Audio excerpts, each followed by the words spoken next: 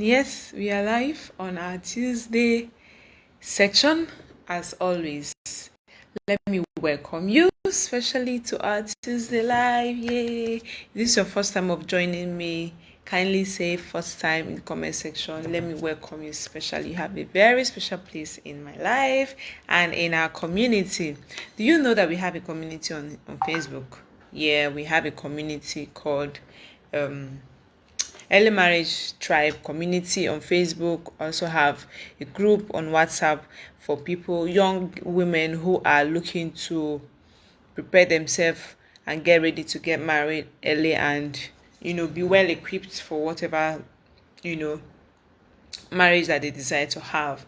So today is one of those classes that I usually do free of charge every Tuesday for people in my timeline, for people in my page, people who are following me. So I want to welcome you just in case it's your first time. And I hope you're going to have a great time and you're ready for this conversation, because trust me, this is one of those conversations that you want to really pay attention to, because it's going to change your life. So today we are looking at 3 communication killers to avoid in a relationship. I got this topic or the inspiration to teach this some weeks ago, and I said I was going to not just teach it, but go further to hold a full masterclass and to actually put it together as a course for people to watch, because I realize that communication is a big deal. I'm still learning communication. I'm not coming from a place of perfection. I'm not also teaching you what I have not experienced, right? So from the experience, from the things I've learned, from the wealth of knowledge I've been able to assess in my small life, compared to what life is, it's a small life. No.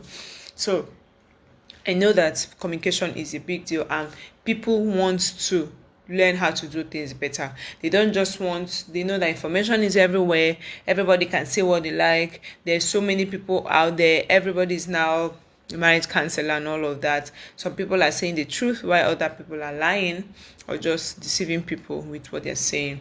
So we're looking at 3 communication killers to avoid. If you want your relationship to work, you must not kill it by yourself. Some people wonder why they don't last in a relationship, why people are always breaking up with them, why men don't want to stay with them.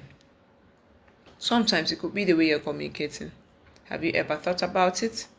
That you could be contributing. I'm not saying it's completely your fault, but somehow you can be contributing to why your relationships do not last. So what you say, how you say it, and what you refuse to say can either build your relationship or it quietly destroys it. Sometimes you will ask yourself, but what I said is not what people would have said ordinarily. Yes, you can. You have to pass the several tests of what is supposed to be said, which is what you say, how you say it, your body language, and what you refuse to say. So when you're having a conversation, there are some things that you wish you could say. But if you're someone who has grown over time and is matured enough in terms of how to communicate, you know that there are things that are out of it. There are lines that must not be crossed. There are words you must not use. There are body language you must not make. There are gestures you must not make. There are movements you cannot make. Physical abuse is one of them. It's all in bad communication. When people lack the ability to communicate effectively, they start becoming aggressive, they start becoming violent, and it doesn't pay anybody. So most relationships don't collapse because people stop loving each other. Sometimes they collapse because the 2 people who are in love have not learned how to communicate with each other. So you just say things, you just express yourself. I will always say that if you need to say your mind every time, then you're out of your mind. If you want to say your mind, that is everything that comes to you. What's the place of our brain? Our brain is to help us to filter the things that we are saying, because if you're always going to be saying what is in your mind, sometimes the things in your mind should not come out. And that's why someone can say something, you're like, you are taken aback, like, did this person think this true? Like, among the things that is inside your brain box, is this the best thing you could say at this time regarding what you just said? Because some people don't consider it like that. They just say it va va va va va. However it is.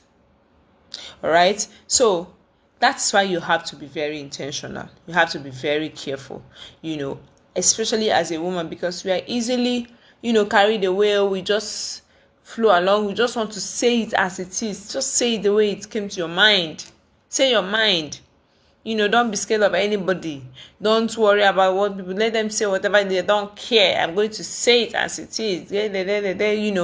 Just blast and all of those things that we say that we come back to regret at the end of the day. So, what's my point? For every young woman who is preparing to get married, communication is an essential skill to develop in your relationship. It's very important. Now, let me say that communication is not the same as talking. I can be talking now, but I'm not communicating. There are different levels, there are different steps to communication. Now, communication is a successful passing down of information from one person to another. On one hand, that's what it is. It is also the ability to express yourself clearly, to listen intentionally, to understand the other person, to manage difficult conversations, and to resolve your differences without destroying the relationship or destroying the other person. So if you're just communicating, if you're just talking without communicating, it still doesn't yield any fruit. You still not yield any fruit. The only time what you are doing starts yielding fruit is if you are truly communicating. You can see that I'm very, very gentle today. I don't come with bass boots. On Sunday, I gave a lot of bass boots to people who were in the class that I taught. So, but today I'm going to be a little bit gentle here and there. It's not fights. We are talking about communication. So let us take it softly too, right? So communication is not just talking. You can be saying, but we talk all the time. Why is he not understanding me? We talk all the time. He doesn't understand me. It's not just about talking. You can talk and talk and talk, and it will not yield any fruit. So it's really not about communication. It's really not about talking, rather. It is really about communication, because communication is that even the person hearing what you're saying is understanding what you're saying, and your message is being passed across. When you're listening, you're also communicating. So that's why communication is not just about talking. While you are listening actively, listening attentively, listening intentionally, you are also communicating. You're communicating to the other person. Oh, I hear you. Oh, I feel you. Oh, I know that your view and your opinion matters. Oh, I'm not going to just tune off because I do not agree with you. I'm going to give you the listening ear and allow you to express yourself. Then we can reach a reasonable conclusion, rather than trying to just impose it on yourself, impose it on the other person. Now, let's quickly look at those communication killers. Number one communication killer is criticism and character attack. Now, I know that we have been taught, constructive criticism, destructive criticism. The truth is, when you are always criticizing someone, whether it is constructive or destructive, it doesn't always bear fruit. We are always quick to criticize. Oh, you are not doing this thing well. Oh, that's how you did this one. Oh, that's how you do. If that's it kills relationship like nothing else. You see, criticism and character attack, you must avoid it with all your might if you truly want to have a meaningful relationship. Nobody wants to be attacked. We have our ego to protect. So naturally, we want the other person to give us more of a positive feedbacks than the negative. Do we need the negative? Yes, we do. But if all we give every time is negative in a relationship, that relationship will suffer, because the other person, you're always withdrawing. There's something called deposit emotional bank. You are just withdrawing. Whenever you're giving criticism, you're always withdrawing. I know that it's true. The person he did not do it well. He did not deliver that job well. He did not dress well. But how about looking for the good things to commend the person about first?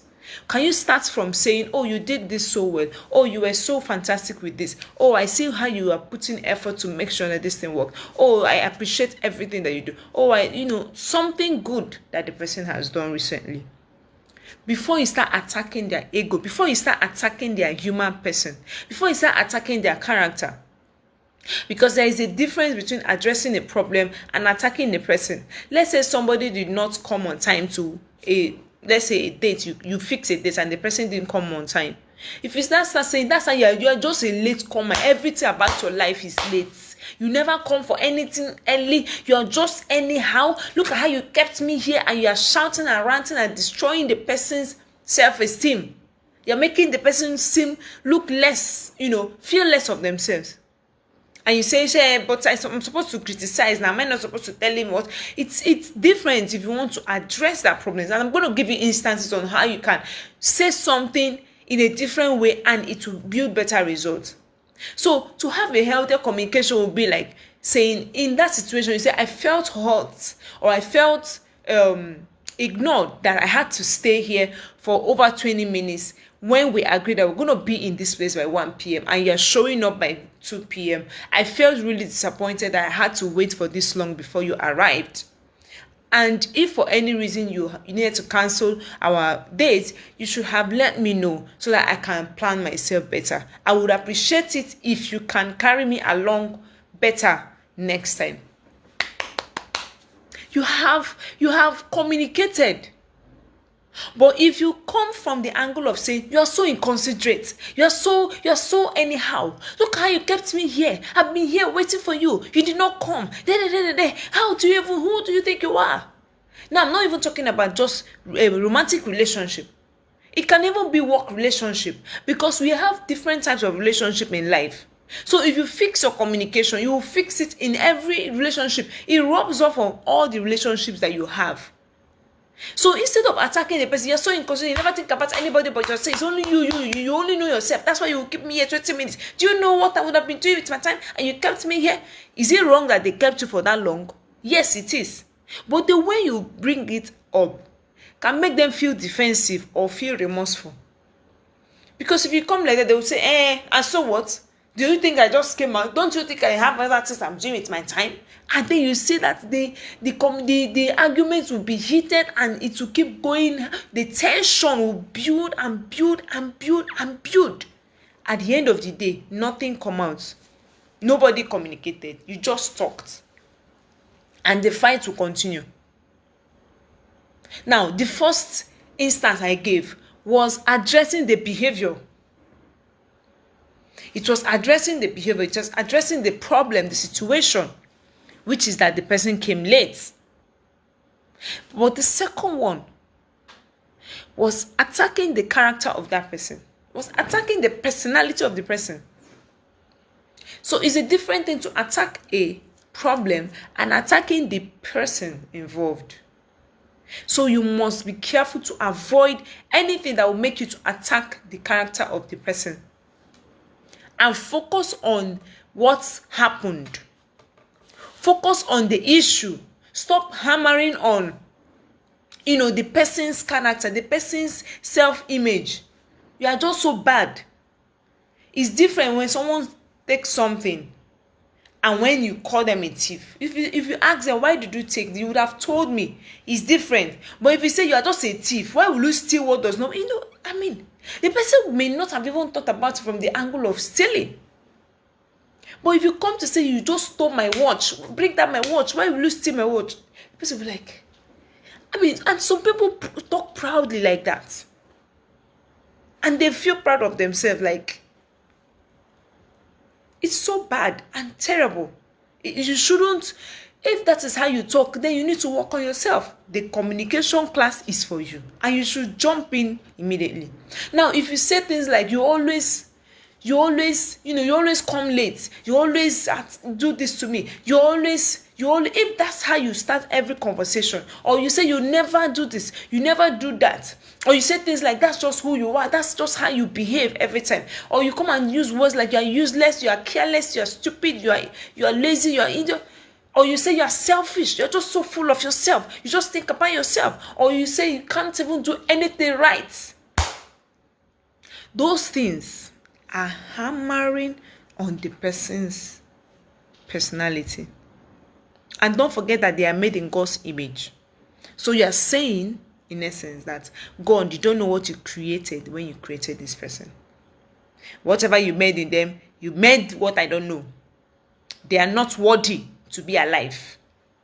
But when you start attacking the person, you shut them off from even hearing what you're saying.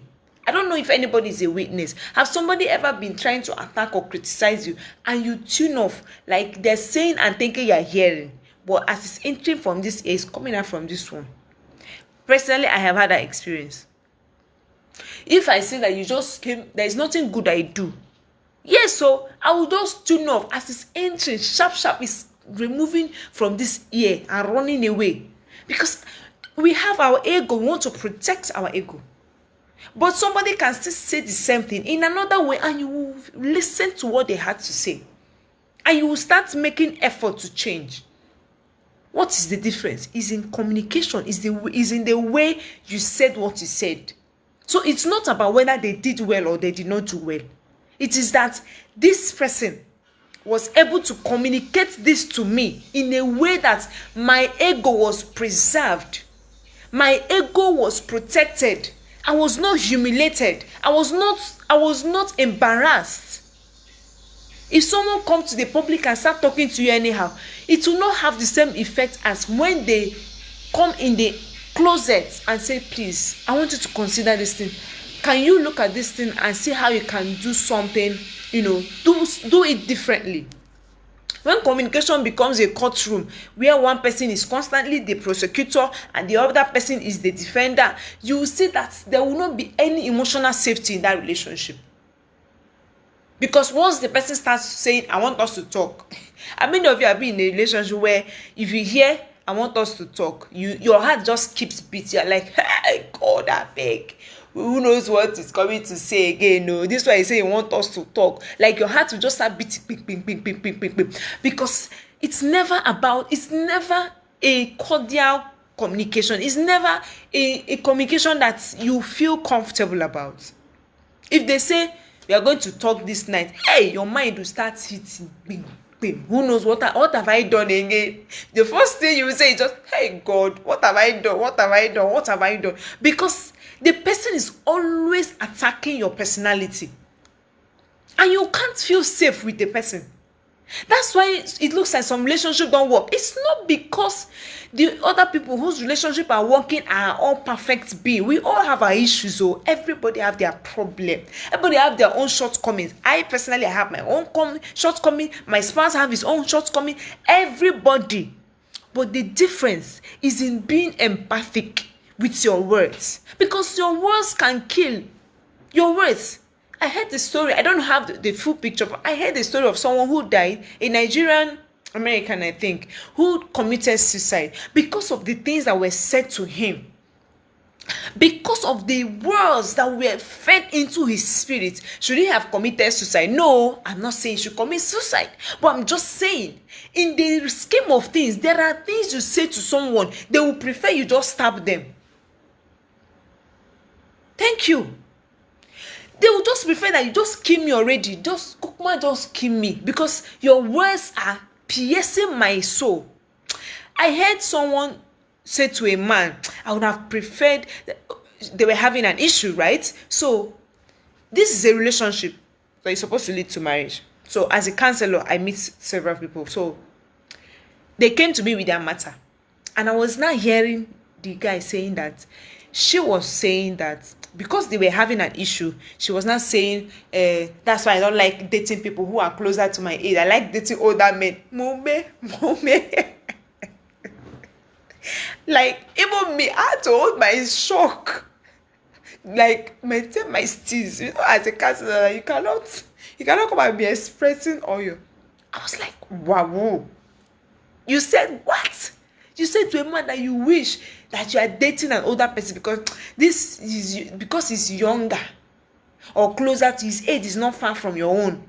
that is acting childish. Hey! It sent chill to my spine. You are saying that to a man that has an ego. You are comparing, how do you say things like that? That you wish you are dating somebody older because he's acting childish in your own thinking. And you think that if you not say that to him, he will not say, hey, I'm acting childish. Hey, what should I do? Let me be acting like a mature person. No, he will not show you through childishness. Because every man has a king, has a fool, and has a child in them. It is the one you bring out, the one you fan. You know how you to fan a charcoal that is burning? It will bring out flame. The one you fan the most is what will reveal itself. If you fan the king in him, he will step up. He will wear his royal robe and show you that he's a king. But if you fan the fool, he come and show you foolishness. You say, Adi, you like her broke? Hey God, this is my people. You want to know how the relationship? I will not tell you. If you come for the communication, I will give you the full gist. The gist is for my inner people. It's not for. I just gave you the tip before you come and carry it and go and start spreading. No, if you want to hear the full gist, you come into the communication class. But thank you for engaging in the comment section. I appreciate Okore. Yeah. So instead of saying words like you're useless, you are careless, you are this, you always do this, you never do this, you never get anything right, this is just how you behave. Instead, you can use the formula of what really happened. You ask yourself, when something happens, what really happened? How do I feel? And what do I need? So, for example, you say, when you didn't call after you said you were going to call, I felt ignored. And next time, please, can you keep to your words or let me know when your plan changes? Instead of just attacking the person, that's how you tell somebody you call, you will never call and but you're so wicked, you're just inconsiderate.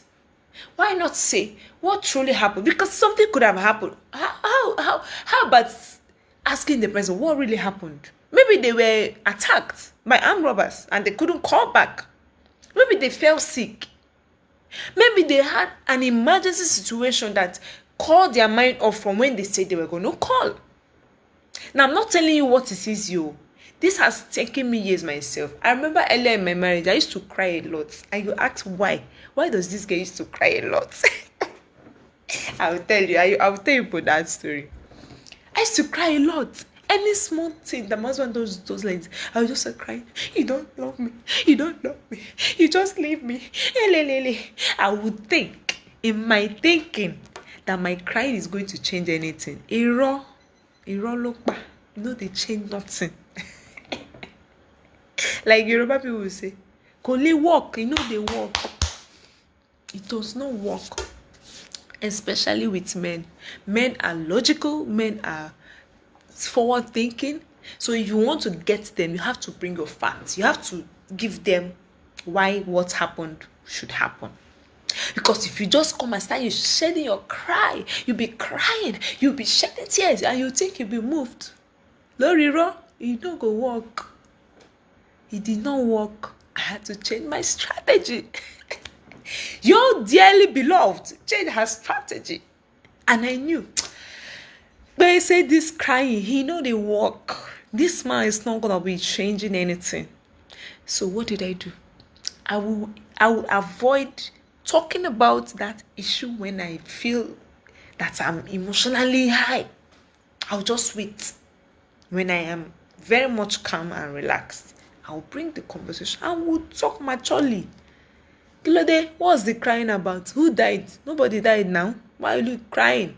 I'll be wasting your tears. And that was emotional manipulation. That's what it is. It took me a long time and bringing down my ego to accept that was emotional manipulation. I was trying to manipulate him with my tears. So the moment I learned that you speak, you communicate, you break the things down, you ask, how did this happen? What happened? How I felt. Don't say you made me feel or you did this. Instead, say, when this happened, I felt this and that. I felt this and that. And I will appreciate it if you can do it like this and like that. There is nobody you talk to like that who is reasonable, that will not listen, that will not pay attention to what you're saying. But the time you start going about it in a way that attacks them, you lose the person completely. Trust me. You will just lose the person. So make sure that you avoid some of these pitfalls. So what you need to do is to correct the behavior without destroying the person's dignity. Because sometimes the way we address issue, we just condemn the person, say how they are never going to amount to anything, how they are just anyhow, they are just useless, there is nothing. We fight like we are just enemies. We fight like we are enemies. So you have to fight like you are a team. Communication is one of the crucial elements that make any marriage relationship to work. If your marriage is going to be functional and work and effective, there must be communication, serious communication. If there is no communication, any relationship at all that is devoid of communication is dead. Did you hear me? Any relationship that is devoid of communication, it is dead on arrival. So you cannot afford not to communicate. So that's why you need to learn how to now communicate. The Bible said in Proverbs 15 verse 1, a gentle answer turns away wrath, but a harsh word stirs up anger. It's one of my favorite scriptures on communication, because the way you speak can stir up anger, or it can pull down the anger and soften the heart of that person and completely kill whatever rage that is boiling. Number two communication killer is silent treatment and emotional withdrawal. So many people would rather,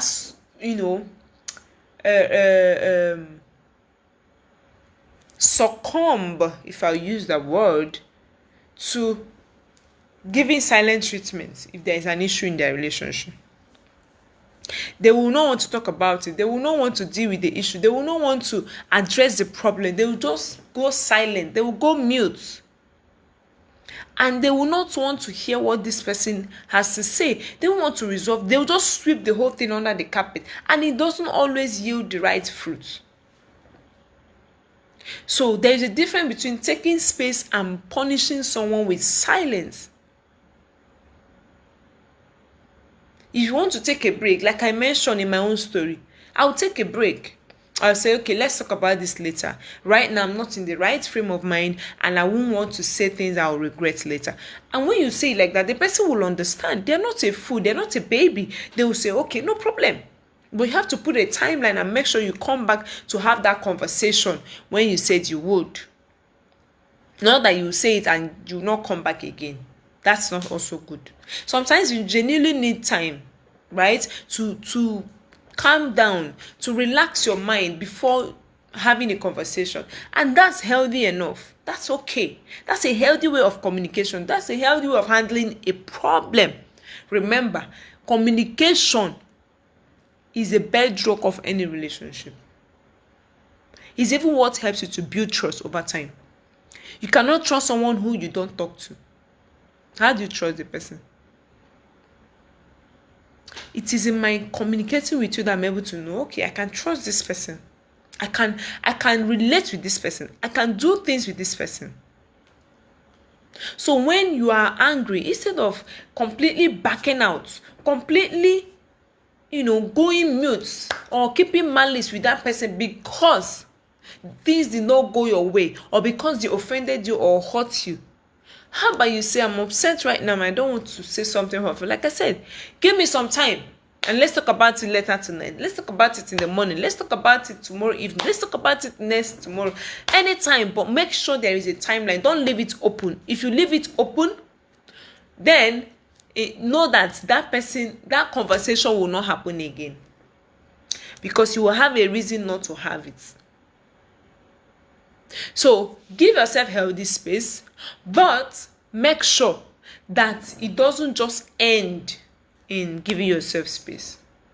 Deliberately refusing to communicate in order to make someone anxious or to punish them or to guilt trip them or to manipulate them is not just destructive, but it is wicked. Because some of us, when we have an issue, we want to just, bottle it up. We want to leave it for the person to be dying inside. And people say, in their mind, they'll be drying up from inside because they don't know what is in your mind. They don't know whether you are happy. They don't know whether you are sad. They don't know whether you are excited. They don't know if you've forgiven them, if you have not forgiven them. They shall just know that you are angry. But say now, you cannot say. What is your challenge? Are you a witchcraft? Are you a witch? Are you a member of witchcraft? Right? Which one? A witch or a wizard? Repent today. Auntie, I'm talking to you. You can hear me, you can see me. Repent today. Okay. So, stop giving silent treatment. It doesn't help anybody. It doesn't solve nada. It doesn't solve any problem. You end up punishing yourself for nothing. The problem with prolonged silence is that it will begin to create anxiety. The other person will always be, whenever they remember you, their heart will skip beats. So I had someone who was having an issue with somebody else. And I asked her, when you remember this person that you're having issue with, how do you feel? Do you feel excited? Do you jump in? She said no. Does your heart skip beats? She said yes. I said, of course. Naturally, that's what will happen. That you have created that anxiety. When you remember them, you feel anxious. You're like, oh my God. It may not even come out, but deep down you know that you don't feel peace at the mention of the person's name in your ear. And you feel resentment. It builds resentment. You start resenting the person. You don't like whatever they do. You just hate them for no reason. It also causes emotional distance. Because now that you are giving silent treatment and you are not talking to each other, you have withdrawn emotionally. You will not be talking now. The person will be going through something challenging and you will not be able to respond. You will not be there to support. You will not be there to encourage them. You will not be there to show love and concern. Simply because you are upset. Have you seen how dangerous it is to have any of these communication killers? And it can lead to misunderstanding. It leads to misunderstanding because people will not know how to even say things and you will not misunderstand them. It will be like, oh, anything I just say now, you will now misunderstand. When people are in love and they are okay and they are fine, they are not fighting nothing, there's hardly misunderstanding. You know why? Because you will not be thinking that this person will intentionally want to do you bad. Naturally, you will just, if the person even for any reason does not understand what you're saying, you can try to bring them up to speed to say, this is what I mean. You will not be in the place where you are saying, oh, you don't even understand me. You just completely misunderstand what they say. And then it leads to insecurity. It leads to insecurity. Because you will not be in that place where you are trying to, feel at peace, feel safe that this person got your back. And that's why you will not suspect that person is cheating on you. If you just see them smiling on their phone, you say, I catch you. You are talking to a girl. And you forget that there could be something else that will make them smile. I mean, it's just an unnecessary burden to bear. Silent treatment, it doesn't help anybody at all. I have never had to bother about that because, it doesn't pay me. So I will not want to kill myself over it. I would just rather I deal with an issue and move on. But you see this silent treatment, I'm not in for it. It dries the bone. Even the Bible said it, that is like cancer. Anger, bitterness is like cancer of the bone. It will dry your bone up. You'll be wondering, maybe all the food I'm eating is not working me. Why am I still drying up like this?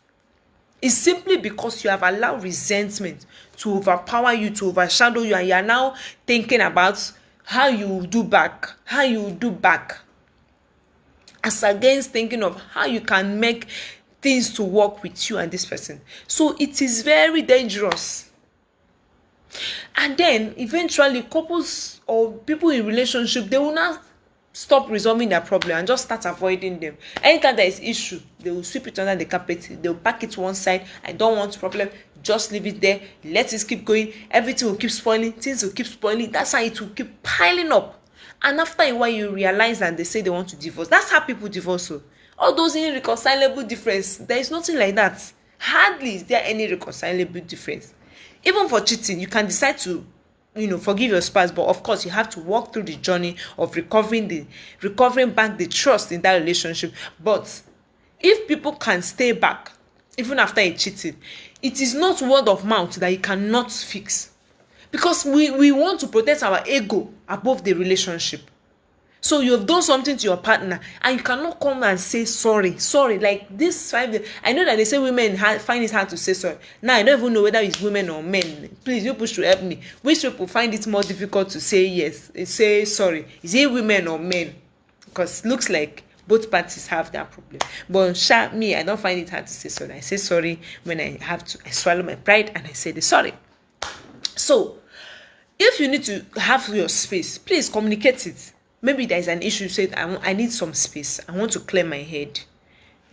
By all means. Oh, you made a post about hate yesterday. Okay, please, by all means, you can share the link here. I'll check it out.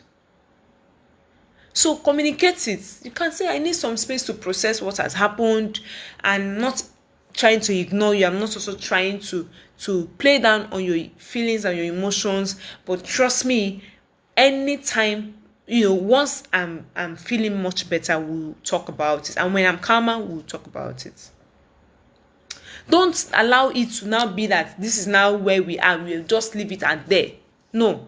Because that's what emotional maturity is about. Being able to know, okay, I'll put my feelings aside and deal with issues as I should.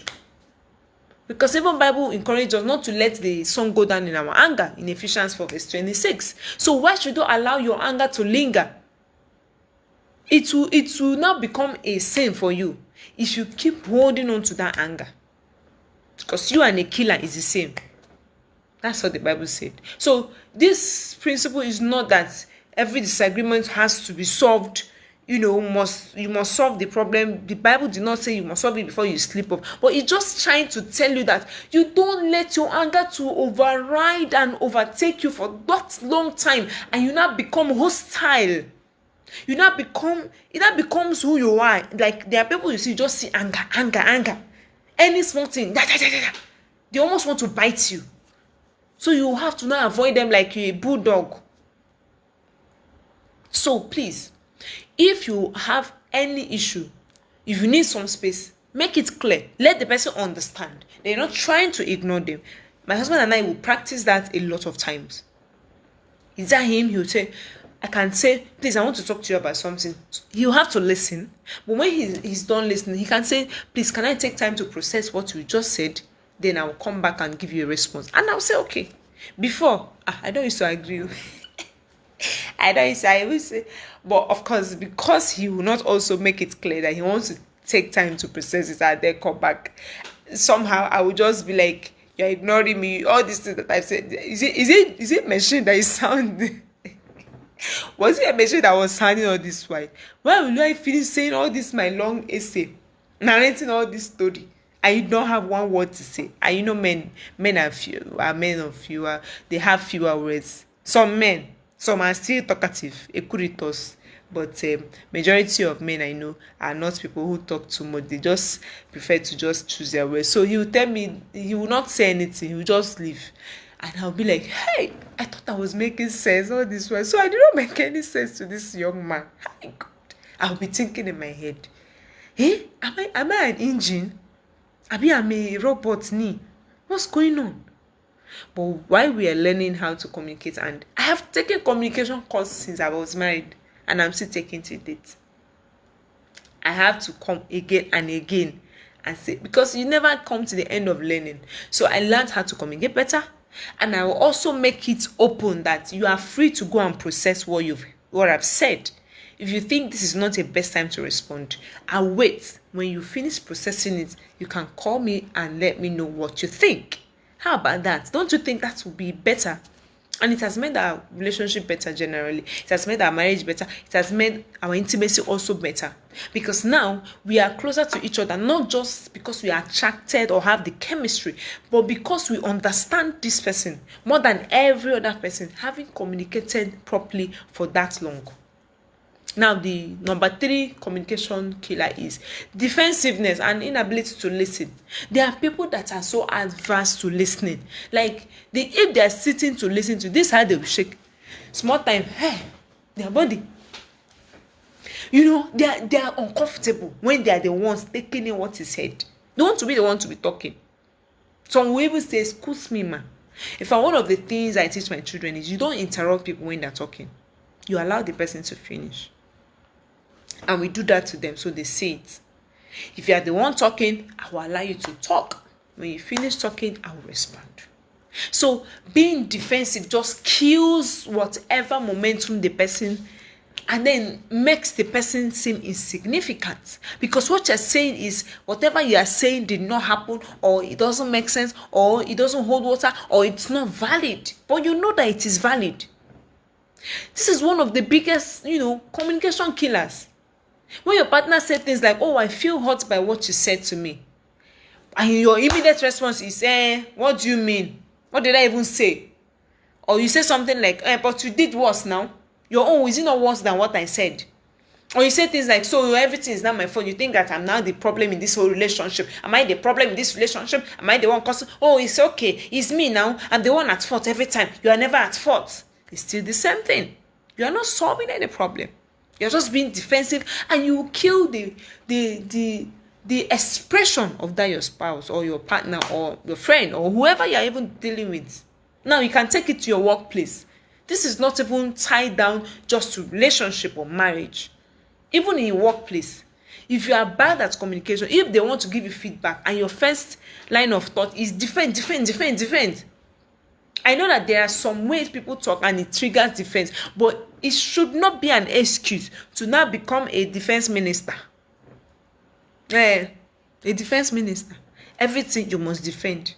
If you don't defend, you attack and say, don't say it, you will not listen. The person will not even finish, you have learned. Oh, let me finish. You in fact, you might read, you not take what is in their head and now, finish it for them. You say, I know what you want to say. Wait, let me finish. It's my say. It's my talk. Don't talk my talk for me. When I finish, you can say your own. Allow me to land before you bury me. Maybe that's how I used to say it. You come and start saying, that's how you always blame me now. Everything is me. I'm always the problem. This one, that one. I mean, you have to listen, because before you start having something to say, listen first. So when people are in that place where they just stand and they are waiting for this person to just say what they want to say, so that they can defend, you are just listening to defend. You are not actually listening to understand what this person is saying. You cannot solve a problem that you are too defensive to understand. If your mind is, let me just defend, you will not be able to even understand. Why are you calling Liverpool? Are you a Liverpool fan? Please. I hope this treble is not about to hit Liverpool. I know that we are not in a good place yet, but don't worry, we'll come back. Yes, Van Dijk, he's very good at defense. So we are not talking about that kind of defense. Don't be a defender, please. Come all the way down. And it's our ego that makes us not want to defend. We just want to defend everything this person say. You have something to say, counter. You want to counter it. Don't you even feel tired when you're discussing with that kind of person? I mean, personally, I don't like communicating with anybody who will never see anything wrong in all they are doing. If I'm telling you and you're saying, but this one is true, but I will just leave you. I mean, carry your problem, be going. I beg. Let me save my energy for something else. Jeje. But if someone is eager to listen, and they are not just listening, and it's just their ear there, but their mind is somewhere else, so because you can be there and be shaking your leg. You're shaking your leg, you're counting the minutes and seconds they have spoken so that you can.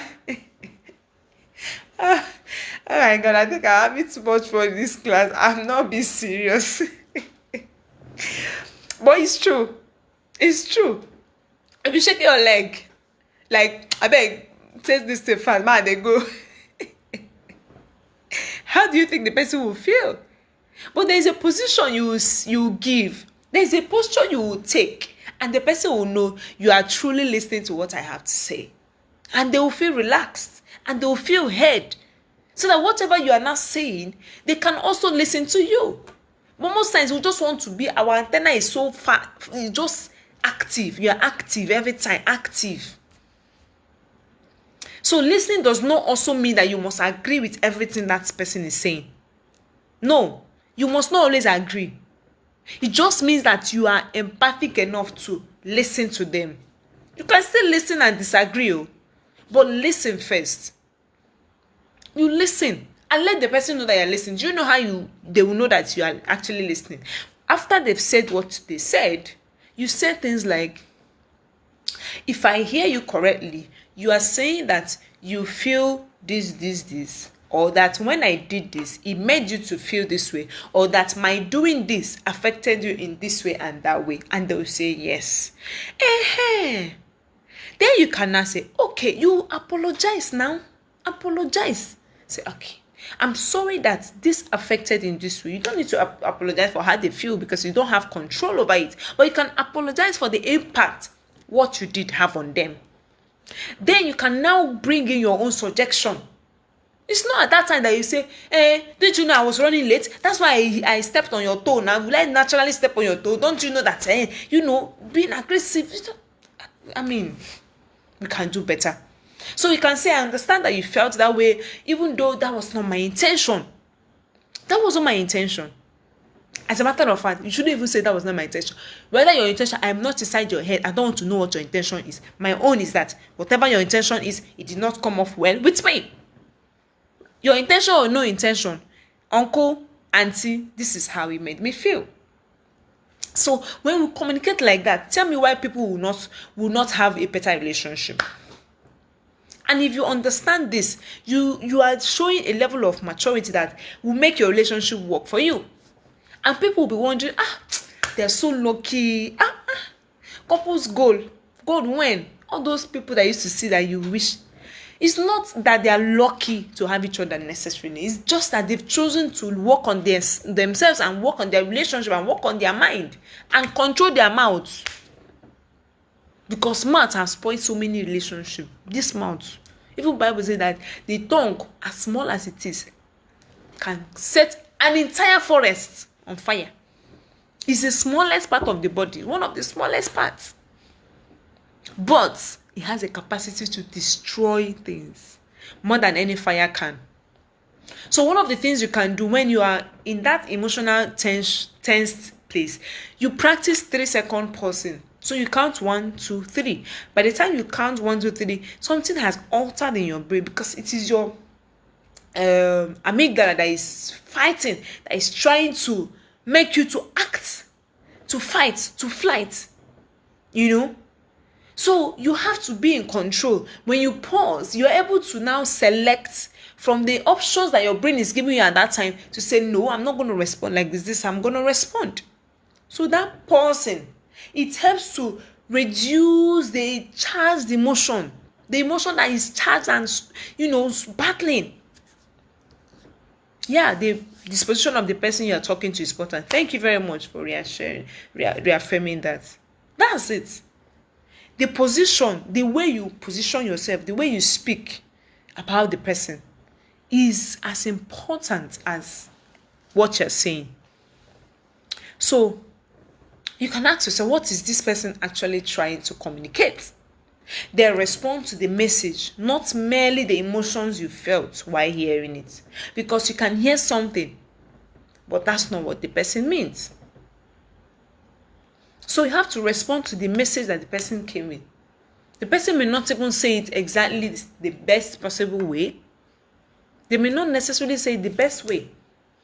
But you need to be able to understand. Everyone should be quick to listen, slow to speak, and slow to anger, the Bible said in James 1 verse 19. So pay more attention to listening. Listen more. Listen more than you speak. Be slow to taking offense, to being angry. Let's look at the big lessons that, to learn from these 3 communication killers. Criticism attacks. Silent treatment withdraws. Defensiveness refuses to receive. And all these 3 things make genuine connection with the people we are in love with difficult to happen. But a healthy communication will do the opposite of that. A healthy communication will address the issue, will listen, will seek to understand, and it will repair. A healthy relationship will repair more than it tears down. So a simple communication rule that you need to take home today is that before you speak during a difficult conversation with somebody, I want you to ask yourself these 5 questions rather. I learned this from my coach and I said I was going to share it. Are you ready?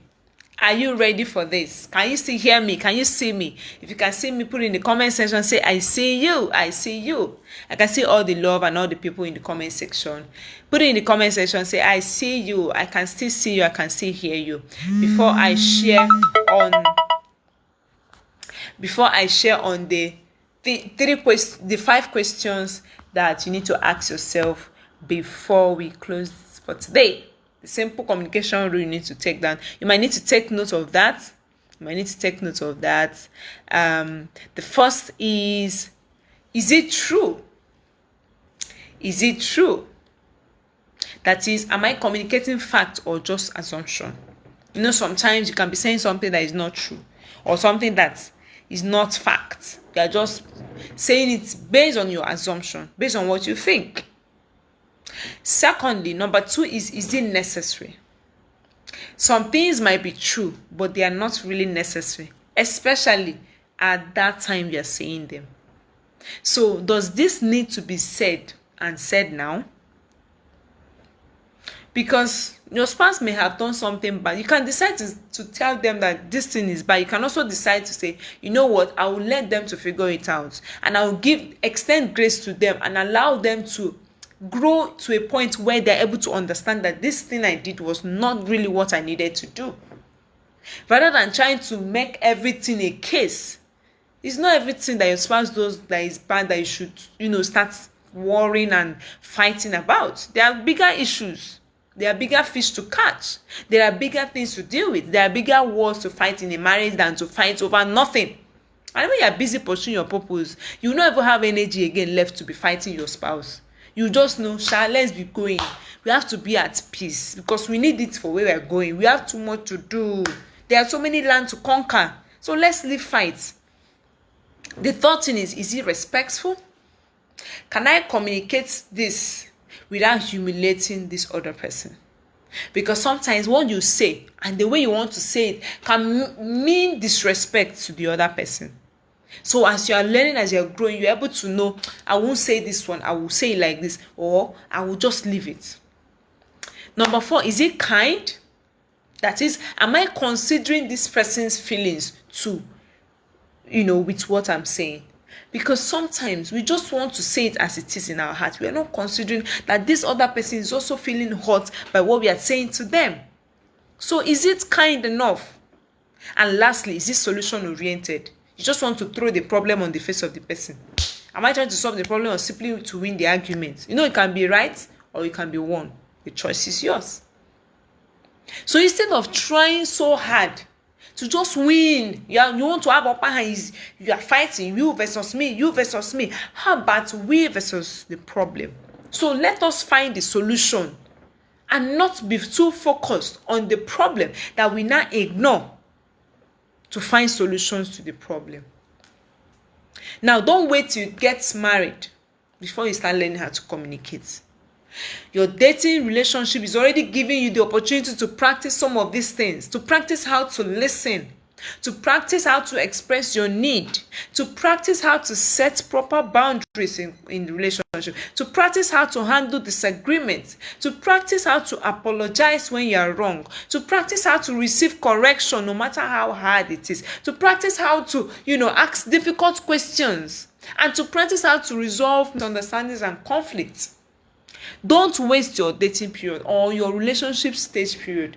In any relationship, your friends, your colleague, your work people, anybody you are dealing with, make sure that you are practicing to communicate effectively, and not just trying to waste that time away. Learn it before you get into marriage. It will help you. Maybe some of the mistakes I made in my own case, you won't be able to, you will not have those mistakes happen to you, because you have learned better. Because trust me, if I had someone teaching me all these things, I would have made better. I would not have wasted my time trying to cry when I am trying to communicate, or trying to use my tears to win my husband to listen to what I had to say. So marriage doesn't automatically make a poor communicator a good communicator. You will carry your communication pattern into marriage, and if you do not fix it before marriage, you are going to have to deal with it at the end of the day. You will struggle. So if right now you are still struggling to get over being critical, you're still struggling with being critical, you are still struggling with your defensiveness, with emotional withdrawal with any conflict, or you are still a poor listener while you are still dating, don't assume that your wedding ceremony will take it away. It will not solve it. It will not fix it. It will not manage it. It will not magically solve it. You need to work on the skills. You need to be able to fix it.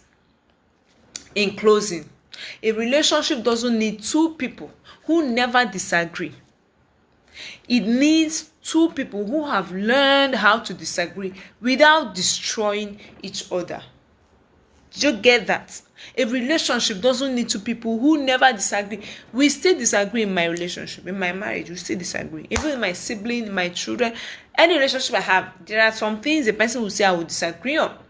But what we do or what we don't miss is being people who have learned to disagree without destroying each other. So we can disagree without destroying each other. And remember that your goal during conflict should not be to prove that you are the right person. It's not to prove that you are the one with upper hand. It's not to prove you are the more knowledgeable. It is how your goal should always be. How do we understand each other and resolve this issue and still protect our relationship while doing that? So while we are resolving issue, while we are trying to understand the issue, understand ourselves, we need to also protect our relationship, protect what we have in common, protect what we own together. That's the kind of communication that builds relationship, which is capable of becoming healthy marriages. I hope this helps and that you picked out something to grow with, and you've enjoyed my conversation today with you. I also enjoyed the comment section. It was so engaging and so active. Thank you, Mr. Ray Amos, for being active and joining in this whole conversation today. I truly appreciate it. Thank you, Chiwendo Peace. Thank you, Madam Mabel Onyinyechi Isaac. Thank you, Mercy. I see you. I see all the love you were throwing. I saw it all. Thank you so much, everybody who joined me today. I know that this has been worth your time, and you picked out one thing or the other you're going to run with. As much as we laughed and had fun and it was humorous, you picked something you're going to run with. I remember Coach Christy Kedeze. And don't forget to join our communication course. I think I should open this general class for both male and female, so that if the male now thinks that they have a woman they want to bring in, they can bring them in for the main course. But it's something that you need to learn, right? You need to learn how to communicate. You need to learn how to be a better person in your relationship, and communication is one of those ways that you do that. So I'll leave you to enjoy the rest of your day. I'm going to see you in our next conversation. sorry, I'm going to see you in our next conversation next week, Tuesday. And then after Tuesday, we'll have our course that will be coming up, over the weekend next week. Have a lovely weekend. Have a lovely week ahead. Enjoy the rest of your day. And thank you for joining me. See you next week. Bye, everyone.